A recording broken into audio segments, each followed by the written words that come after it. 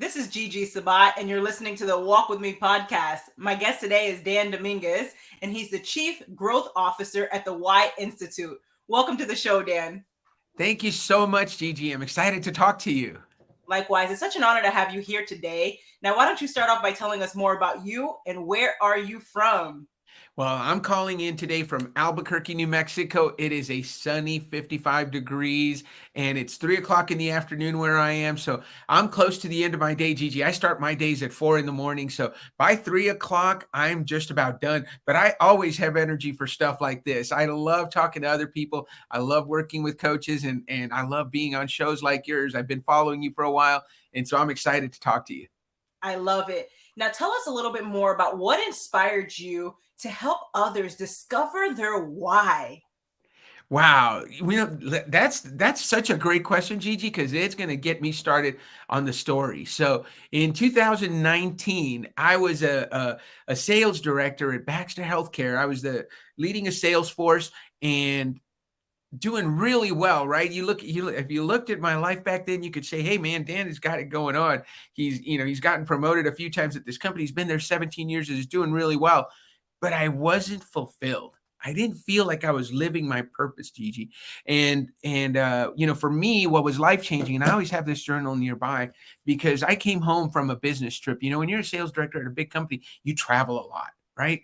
And I was on the road a lot, and I got home from a business trip, and my wife handed me my daughter's journal, and she said, "Hey, I want you to look at that." And I said, "Okay, let's look at it." And I thought it was, a great story that my daughter had written, and she had. She was 7 years old, turning 8, and she'd written a story about her birthday that was coming up. She was turning 8, and she was talking about what a great party it was, and all her friends were there. And I mean, I'm reading, and I'm like, "This is great." My wife says, "Keep reading."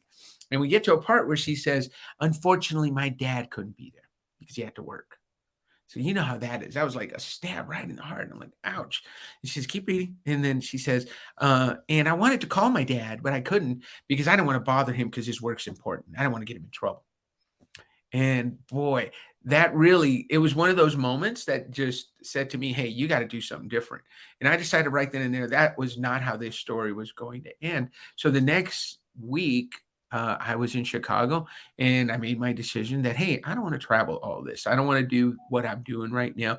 I want to be home with my family. And I said, "Hey, what do I need to do? Because I'm leaving." And they said, "Are you crazy? You're 7 years away from the pension, the golden handcuffs, 7 years away from, not having to ever work again." And I said, "Yeah, but I'm also 7 years away from having a teenage daughter that doesn't know me. And I'm also 7 years away from possibly having to split that pension with my future ex-wife, because if I keep this pace up, we're probably not going to be together in 7 years." So I made that tough decision. I didn't have a plan. I hadn't decided what I was going to do next. So I kind of took some time off. For the next couple of months, I really didn't do much. Kind of hung out and played golf a lot. And the fortunate thing is I had a toothache, Gigi. I call it the toothache that changed my life, because Gary Sanchez, the founder of Y Institute, was my dentist. And he was at the club one day. I had a toothache. I said, "Hey, Gary, can you get me in? I think I've got something going on." He says, "Yeah, call the office. We'll get you in on Monday." It was a Saturday. Sure enough, I go in on Monday, and Gary, who I'd known for about 22 years, says to me, "Dan, what's this I hear? You left your job. What are you doing?" And I said, "I'm not doing anything, Gary." He's like, "What are you going to do?" And I said, "I don't know, but whatever I do next, Gary, I'm going to love it." And he says, "Oh, we got to talk." And so after my appointment, we went to lunch, and Gary took me through the process of discovering my why. And then he took me through the process of discovering my why, how, and what. And all of a sudden, Gigi, my whole life made sense to me, because my why is to contribute to the success of others. And he said, he asked me some questions. He says, "Dan, so you believe that success happens when you make a difference, you contribute to a greater cause?" And I said, "Yeah.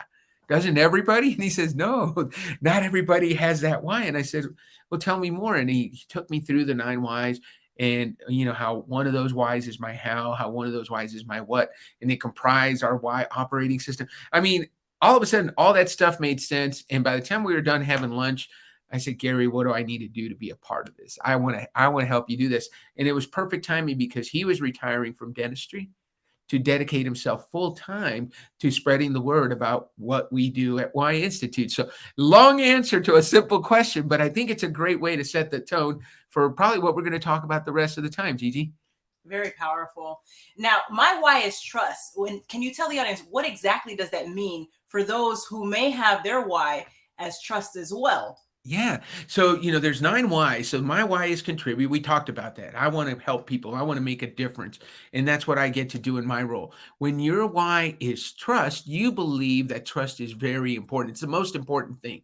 So for people with the why of trust, if you trust them and they trust you, sky is the limit. But man, if you violate their trust, it can really damage the relationship and sometimes permanently. So it's very important when someone has the why of trust to know that, hey, they're going to be reliable. If Gigi says she's going to do something, guess what? She's going to do it. You can just count on it. On the other side, Gigi expects that from other people. So very important for people with the why of trust to let people know, hey, trust is very important to me. Dan, if you tell me we're going to do something, do it. And a lot of times, and you can tell me this if this is true for you, Gigi, it's not so much that I didn't do what I said I was going to do, but I didn't let you know. You just need a heads up, right? Hey, if you're not going to show up for our appointment, it's okay. Just let me know a couple of days in advance. Don't call me 15 minutes after we were supposed to meet and say, hey, I'm not going to make it. Right? It's all about building trust. So trust is very important. It's such a genuine why, just like contribute. It's one of the what I call the noble whys, right? The whys of helping people, making a difference, building trust, building relationships. I love it. Now, tell us a little bit more about the how and the what and what Yes. that truly means.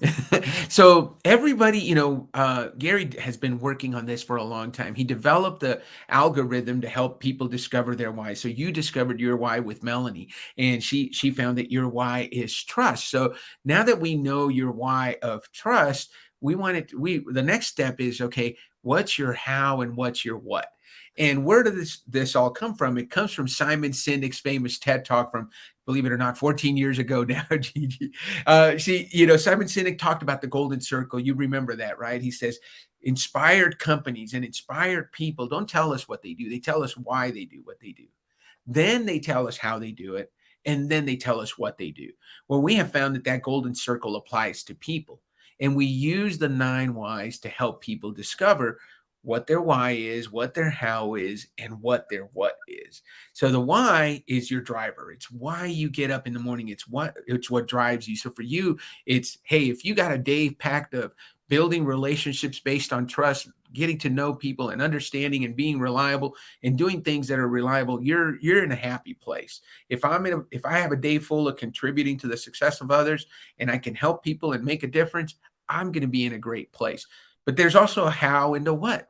So my how is challenge. And what that means is I like to challenge the status quo. So challenging the status quo means I like to do things differently, think outside the box, and ask the question, why do we have to do it that way? Right?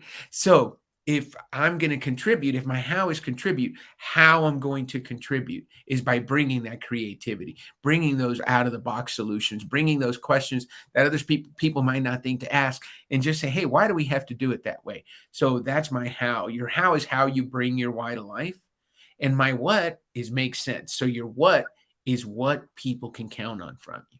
So at the end of the day, since my what is make sense, at the end of the day, what you can count on from Dan are solutions that make sense. Make sense is the why of people who like to solve problems and help explain them. They're really good at taking on lots of information, making sense of it, and then sharing it with others. So that's what I do. And if you look at my role at Y Institute as the Chief Growth Officer, that's exactly what I do. I every day I contribute to the success of coaches around the world. I bring them a tool that they can use to help understand their clients at a deeper level. And how I do it is by bringing them something that's new, out of the box, and different. And I do it different ways with every person. I wish I could say I had a script that I follow, but every person is different. We're all unique. And so I do it differently with everybody. And so that gives me that variety that I'm looking for. And ultimately, I help people make sense of it. This is not a simple concept, but it's not a very difficult concept. At the end of a conversation, if you say, hey, Dan, hopefully at the end of our conversation today, Gigi, you say, hey, I understand what the how and the what is. I understand what a why operating system is. Guess what? Dan's going to feel fulfilled because you understand I helped you make sense of it. Amen. Now, Dan, what gives you the most joy? Oh, helping people. Honestly, when I work with coaches all the time, and all coaches have different methods that they use. I was working with Melissa Stevens, who was on my podcast a couple of weeks ago, and she was talking about she takes her clients through an exercise that says, "Hey, in 10 years, what kind of car are you driving?" And we talked about it, and I said, well, probably drive the same car I'm driving now. It's a Toyota Tundra, but it'd probably just be brand new and have all the bells and whistles, right? It might have an RV attached to it. And so what does that mean? Well, for me, as someone with the why of contribute, it means I've helped a lot of people, right? If I'm financially secure, it means I've made a difference in the lives of a lot of coaches, and those coaches have made a difference in the lives of a lot of people. As the banner says, our mission is to help 1 billion people discover their why.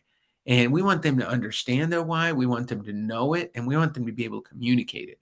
So that's why my mission is so vital, to reach as many coaches as I can and that believe in the power of why, so they can help their clients understand themselves at a deeper level.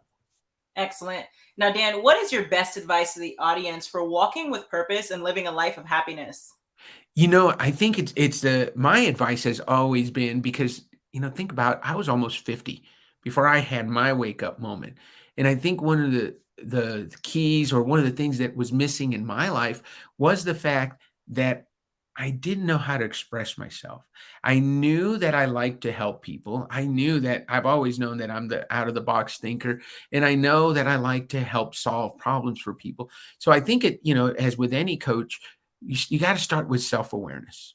I think you got to ask those hard questions. What's important to you? And then how can you live in that space? So for me, for a person who it's important that I make a difference, I want to make sure that I live in a space that I spend time in a place where I'm making a difference in the lives of others. I'm having a positive impact. So I would say that's the first part. I think the second part is, once you know that, is making sure you're aligned and you're making decisions based on those things. So, and what I mean by that is, for me, there are three things that are very important that make up my makeup, right?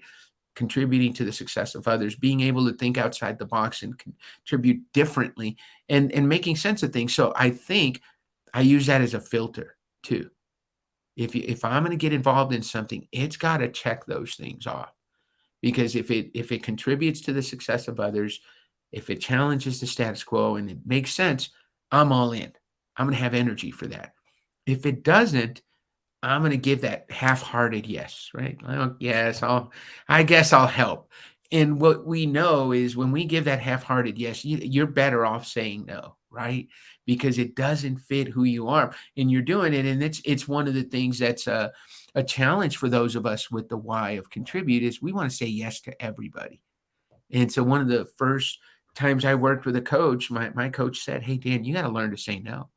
Because, as you know, Gigi, you know what I'm going to say. Every time you say yes to something, you're saying no to something else. And what I would spend my life doing is being spread thin. And that's exactly what was happening in my life at the time, in October of 2019, when I left my corporate job.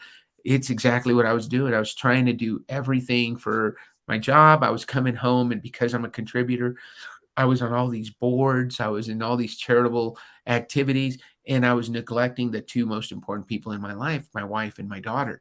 And so I was contributing to a lot of things except for my home. So I had to put that back in order. That's right. It's very important to stand in your no. And I love what Ayana Van Zandt says. She says to stand in your no. If you're listening to this message today, make sure to stand in your no. Very powerful message, Dan. Now, where can the audience find you? So I'm on LinkedIn. You can find me, just look up Dan Dominguez, Y Institute.